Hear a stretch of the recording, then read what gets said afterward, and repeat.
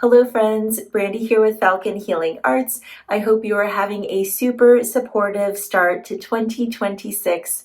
We're only halfway into January, and I want to do this video because I'm noticing a theme that's coming up over and over again with clients, and that is that they are needing to learn how to trust their bodies.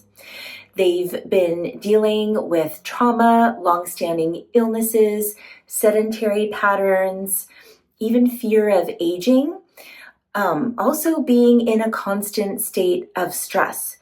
And these clients are starting to feel that their bodies are unreliable, that they're overwhelmed, and are also holding a lot of pain. And when this is happening constantly, it's understandable that they're starting to doubt whether their bodies can recover fully. And this isn't something I'm noticing just with my clients, but it's something that I am living too. So this is definitely a timely conversation, especially since we are in the depth of winter right now, where fear tends to predominate. So let's talk about how we can create more safety in the body and allow trust to slowly return. Now, before we dive in, I want to say up front that it is totally normal to mistrust the body. When it feels unsafe, either physically or emotionally, mistrust is actually an intelligent response. The mind steps in to protect you. The nervous system reacts in order to protect you. Your brain may be encouraging you to avoid certain situations. You may be wanting to withdraw and seek isolation, or become hypervigilant in unfamiliar and challenging environments. Fear often follows. But because fear is so stigmatized, we become ashamed of it. We may think that it's this personal flaw that we can't admit. We don't ask for help because we don't want people to think we're weak. But fear is not weakness. It's a protective strategy. And it's a signal that something in your system needs to be healed or integrated. It needs attention and care. And so rather than trying to suppress the fear, instead, we just sit with it and question, why is this showing up? And this is where the healing path begins, and it becomes more clear what we need to do next. Now, why may this be happening more now in winter? This is because fear is associated with the kidney energy, which is related to the season of winter. So fear is the imbalance that comes when the kidney energy is weak. And the opposite can be true, that if we let fear overcome us, then that can weaken our kidney energy, causing issues such as low back pain, knee pain, bone and joint discomfort. The kidneys are also connected to our inherited constitution, our energy reserves, our sense of safety, and the ability to trust ourselves. And now, of course, we could be dealing with these issues throughout the year, but I think this is why I'm seeing so much of this right now. We don't want to wait for this season to pass to see if it will become better. We can be creating a safe situation for our body right here, right now. When the body feels supported, healing and courage naturally arise. And there are several ways that we can be intentional about creating safety in the body. The first is finding supportive environments that we can rest in.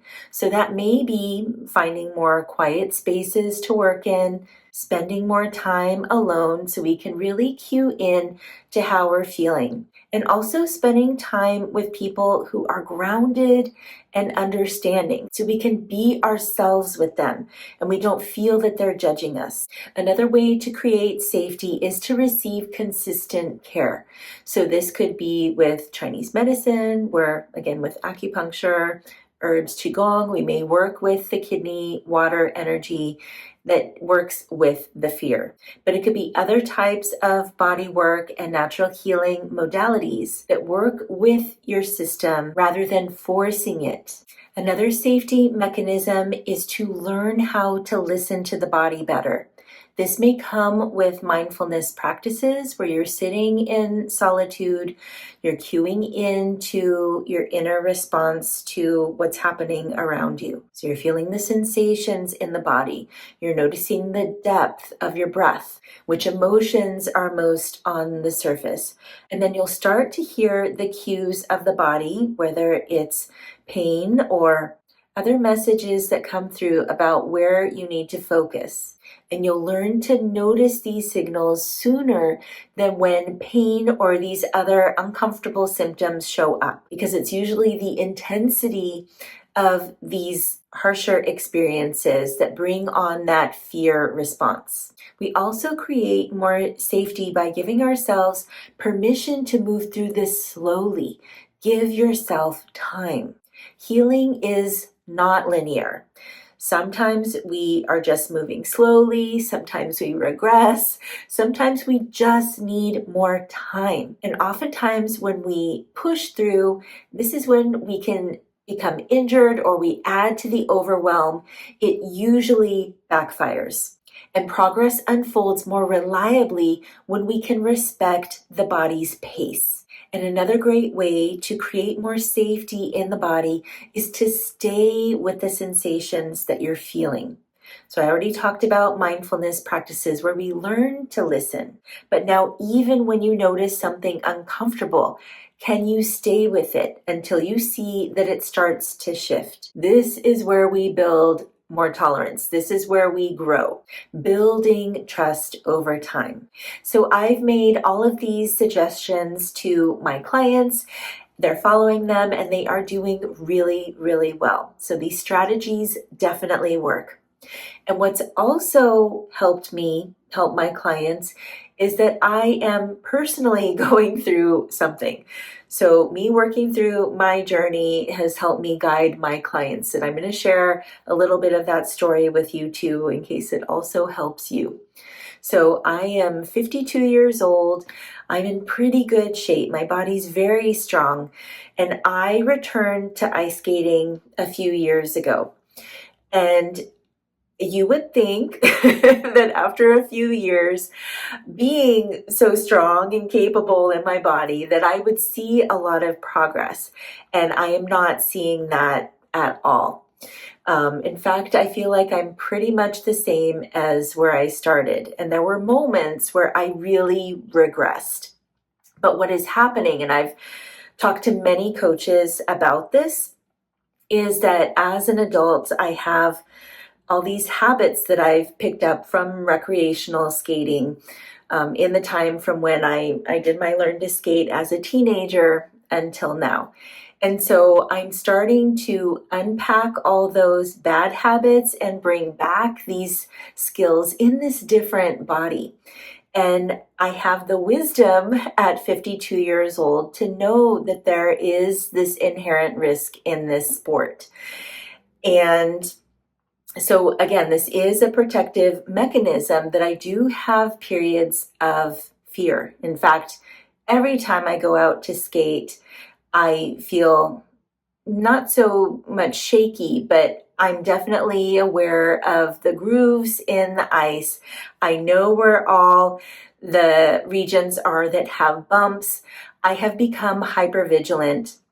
And back in November, I actually had, I fell, and none of my falls have been bad. It wasn't like I had this major experience that I'm healing from. It's just the nervous system being on guard and hypervigilant. So I go out there nervous, like what's around that can harm me? But the fear is not to the point where I'm not showing up. I am showing up and skating consistently. I have a great time. I have a lot of friends out there that I love skating with. And I'm not wearing protective gear. And that's one thing that I may bring in pretty soon. I'm not sure if it's going to help me or not. I think my nervous system may still be on guard because, again, it's a nervous system and brain thing. And then also the kidney energy. So it is significant that this fear was starting to pick up in November and December, and now it's starting to dissipate a little more. But the things that helped me were skating consistently. So 3 times a week, I am out there. And I'm giving myself permission to take a lot of breaks. So, not caring what other people think, but a lot of people actually know what's going on with me. I've told my friends this. I've worked with 2 coaches on ice, and I have another program with a coach who's given me advice online. And they are all completely understanding. No one is telling me to push through. I have practiced falling with friends. That's something that we like to do on the ice for fun. I'm not sure that that's working for me either, but it is nice to laugh about it. It does help me feel more relaxed. So those are the things I'm doing on the ice that are helping. I'm still receiving consistent care. So I'm doing self-acupuncture treatments. I'm getting regular body work. I have started working out in the gym because I also noticed that I have a major left-right imbalance. And this is something my body is noticing too when I'm on the ice. When I attempt to skate on one foot, I can definitely feel the difference.